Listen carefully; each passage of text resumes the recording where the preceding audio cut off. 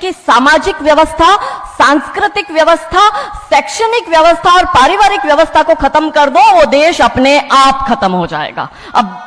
अब यही षड्यंत्र चल रहा है। कैसे चल रहा है? 3 स्टेज पे काम होता है। 25 वर्ष तक की बच्चियों को बिगाड़ने का काम बॉलीवुड अपने टीवी सीरियल के माध्यम से करता है। 25 से 35 वर्ष की शादीशुदा महिलाओं का जीवन और उनके परिवार को बर्बाद करने का काम एकता कपूर जैसी महिलाएं अपने टीवी सीरियल के माध्यम से करती है। और जो नौकरी करती हुई बहन बेटियां महिलाएं हैं, जो कि वर्किंग विमेन हैं, उनका दिमाग खराब करने का काम ये ओटीटी प्लेटफॉर्म्स अपने वेब सीरीज के माध्यम से करता है। कैसे करता है, मैं संक्षिप्त में एक एक उदाहरण देकर आपके समक्ष रखूंगी। और बहुत जरूरी है कि जब हम तो एक साधारण व्यक्ति है, हम संसारिक जीवन में रहते हैं, लेकिन यहां पर जो उपस्थित हमारे संतगण है, महंतगण है, इनके बहुत बड़ा फॉलोअर्स ग्रुप रहता है, बहुत से लोग आते हैं, बहुत सी महिलाएं आती है। ये बात वहां तक पहुंचे क्योंकि वो यहां पर उपस्थित नहीं है, पर हमें पता है कि वीडियो के माध्यम से हमारे संत श्री, हमारे महंत श्री हमारी ये वाणी जो है उन तक पहुंचाएंगे कि कैसे करते हैं। ये एक फिल्म बनाते हैं 25 वर्ष तक की बच्चियों को कैसे बिगाड़ना है। हिंदुओं के परिवारों को बिगाड़ने के, तोड़ने के षड्यंत्र चल रहे हैं। और सिर्फ एक हिंदू को नहीं खराब करना है, उसके पूरे के पूरे कुटुंब को बर्बाद कर देना है। तो एक भारत की महिला 2 परिवार को जोड़ती है, मायका पक्ष और ससुराल पक्ष। और हम कहते हैं कि भारत की परिवार व्यवस्था जो है वो मानवता की सबसे बड़ी देन है। तो इसी व्यवस्था को खत्म कर दो। कैसे कर दो? तो ये एक फिल्म बनाते हैं अतरंगी रे। हमारी क्योंकि दीदी भी यहां उपस्थित है जो कि सेंसर बोर्ड में सदस्य है, तो हम इतना उनसे विनती करेंगे कि हमारी ये बात भी उन तक पहुंचाए।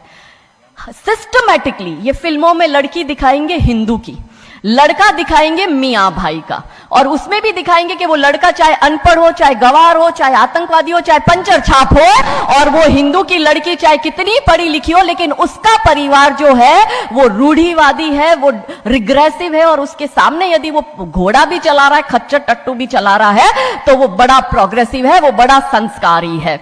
कैसे करते हैं? ये एक फिल्म बनाते हैं अतरंगी रे। अतरंगी रे फिल्म में, जो कि आज की युवा बच्चियों का लेटेस्ट क्रश है, सारा अली खान हीरोइन लेते हैं। हमारी युवा बच्ची इसको फॉलो करती है। उसमें यह दिखाते हैं कि सारा अली खान जो एक मुस्लिम लड़के के प्यार में पड़ जाती है और अपने परिवार से विरोध कर कर, उनसे लड़ झगड़ कर ट्रेन में बैठकर वो भाग जाती है। उसी ट्रेन में एक संवाद होता है उस पिक्चर के हीरो का और उसी हीरोइन का। दोनों अपनी अपनी लव स्टोरी शेयर करते हैं। तो हीरोइन पूछती है हीरो को कि तुम्हारी लव स्टोरी बताओ। तो वो कहता है कि कल मेरी शादी होने वाली, और लव स्टोरी तो मेरी लव स्टोरी है कि मैंने बचपन से जिस लड़की से प्यार किया, जिसके साथ पढ़ाई की, जिसके साथ मैं बढ़ा हुआ, उसी लड़की से, मेरी बचपन की मित्र जो मेरे समाज की है, जो मेरे गांव की है, उसके साथ ही मेरी शादी होने वाली है। तो वो हीरोइन कहती है अरे ये और कोई लव स्टोरी है, ये लव स्टोरी नहीं हो सकती। तो हीरो पूछता है तो फिर क्या हो सकती है लव स्टोरी? तो वो कहती है कि मैंने एक मुस्लिम लड़के से प्यार किया है, मैं ठाकुरों की लड़की हूं, पूरा समाज, पूरा घर, पूरा परिवार मेरे खिलाफ है, और मैं उन सबको ठोकर मारकर, उनकी भावनाओं को ठोकर मारकर अभी ट्रेन में बैठकर भाग रही हूं उस लड़के से शादी करने के लिए। और वो हीरोइन वहां पे डायलॉग देती है कि लव स्टोरी तो मेरी लव स्टोरी है कि मैं ठाकुर की लड़की और वो कतई मियां भाई, और ये है असली लव स्टोरी। तब हमारी 13, 14, 15 साल की युवा बच्ची, जिसके शरीर में हार्मोन्स चेंज होते हैं, आकर्षण होता है विपरीत व्यक्ति के लिए, तब वो आकर्षण में ये सोचती है कि हिंदुओं के हिंदू बॉयफ्रेंड नहीं रखना, हिंदू हो के हिंदू से प्यार नहीं करना। आप इतिहास में छपेगी, आपकी लव स्टोरी तभी बनेगी जब आप किसी मियां भाई से प्यार करेगी और उससे शादी करेगी। तो कैसे सिस्टमैटिकली ये स्लो पॉइजन बॉलीवुड की फिल्मों के माध्यम से फ्रेजाइल माइंड में डाला जा रहा है। और आज देखो कि क्यों समाज में लव जिहाद के इतने केस बन रहे हैं, और उसका सबसे बड़ा और मुख्य कारण बॉलीवुड है, क्योंकि इन बॉलीवुड वालों ने हमारी बेटियों को हादी रानी और रानी चिन्नमा रानी अब्बा का नहीं दिखाया। इन बॉलीवुड वालों ने हमारी बेटियों को करीना खान दिखाया है ताकि वो अपनी कोख से तैमूर और जहांगीर पैदा करे। ये बॉलीवुड वाले लव स्टोरी पर फिल्म बनानी है तो ये हादी रानी और राजा रावत सिंह चुड़ावत पर क्यों नहीं बनाते? मैं आपको उनकी कथा शॉर्ट में करती हूं कि राजा रावत का शादी जो होता है वो हदी रानी से होता है, मेवाड़ के राजा है, और औरंगजेब की सेना आक्रमण करने आती है। और जब औरंगजेब की सेना आती है तो राजा रावत सिंह का 2 दिन पहले ही विवाह हुआ होता है हादी रानी से। तो राजा जी की इच्छा नहीं होती कि मैं युद्ध लड़ने जाऊं, तो हादी रानी बड़े क्रोधित होते हैं। वो कहते तुम मेरी चिंता छोड़ो, तुम अभी इस मातृभूमि की रक्षा के लिए, इस धर्म की रक्षा के लिए आप युद्ध भूमि में जाओ और आप मेरी चिंता मत करना। यदि आप बलिदान भी हो जाओगे तो मैं प्राउडली अपने आप को आपकी विधवा कहूंगी। तब राजा रावत युद्ध लड़ने जाते हैं। युद्ध भूमि में राजा रावत जी को हादी रानी की बहुत याद आती है, क्योंकि नई नई शादी हुई होती है, तो नई बियाई दुल्हन को छोड़ के आए होते हैं, तो बहुत याद करते हैं। तो वो अपने दूत को कहते हैं अभी सेना आने में समय होता है और युद्ध में भी समय होता है, तो वो कहते हैं अपने दूत को कि जा तू रानी सा के पास जा महल में और उनसे कहे कि राजा जी को आपकी बहुत याद आ रही है, आप अपनी कोई एक निशानी उनके लिए भेजो। दूत भी बड़ा टेंशन में आ गया कि ये युद्ध भूमि में बैठे और इनको हादी रानी की याद आ रही है, ये युद्ध लड़ेंगे कैसे और जीतेंगे कैसे। पर वो दूत डरते डरते पहुंचा रानी सा के पास और रानी सा को कहता है कि राजा रावत जी ने आपकी एक निशानी मंगाई है, उनको आपकी बहुत याद आ रही है। तो रानी सा बहुत क्रोधित हो जाते कि ये मेरा पति कैसा, ये युद्ध लड़ेगा कैसे, औरंगजेब की इतनी बड़ी विशाल सेना है, यदि जहां युद्ध भूमि में बैठकर उसको रणनीति बनानी है वहां वो मेरी निशानी मंगवा रहा है। तब हमारी हादी रानी क्रोधित होती है, हाथ में तलवार लेती है, अपनी गर्दन काटती है, थाल में सजा के दूत को देती है और कहती है जा तेरे राजा को जाके दे देना मेरी निशानी। तब वो दूत युद्ध भूमि में जाता है, राजा जी को हादी रानी की निशानी यानी कि उनका कटा हुआ मुख देता है। राजा जी बड़े दुखी हो जाते हैं, उनको लगता है उनसे बहुत बड़ी गलती हो गई।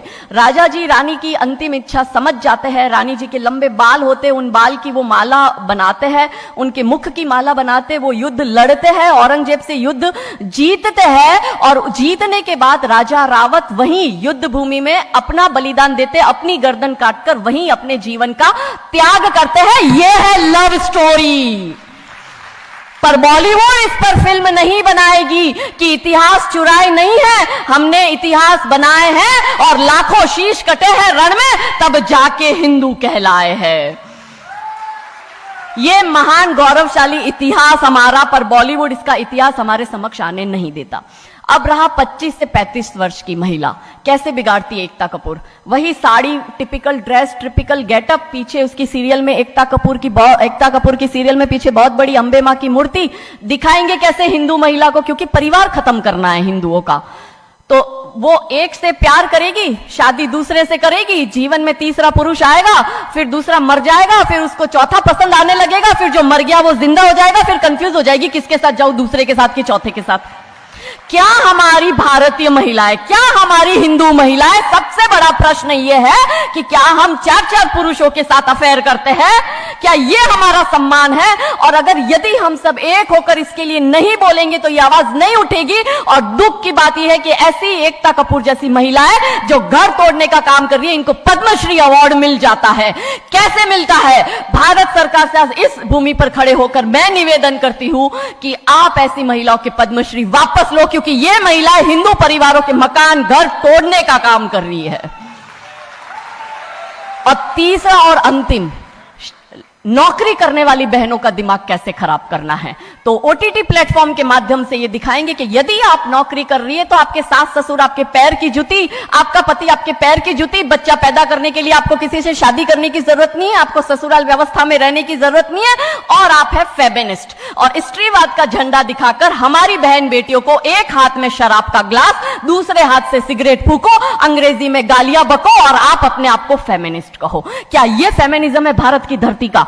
ये कभी नहीं हो सकता। रानी चिन्नमा, रानी अब्ब का फेमिनिज्म का उदाहरण है, और दूर जाने की जरूरत नहीं है। हमारी परम पूजनीय दीदी मां साध्वी रितंबरा दीदी मां फेमिनिज्म का सबसे बड़ा उदाहरण हमारे समक्ष है।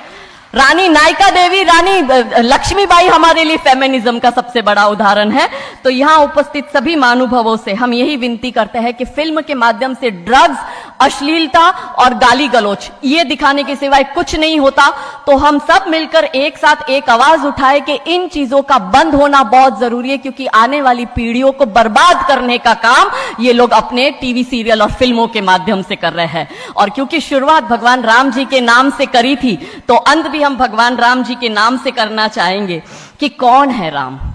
राम जो है चेतना है, बिंदु है, बिंदु जिससे प्रस्फुटित है तेज, तेज जो कि इस समस्त सृष्टि की रचना की कल्पना का हेतु है, अनाम है, अनाम जो है पंक्ति में प्रथम, प्रथम है धर्म धैर्य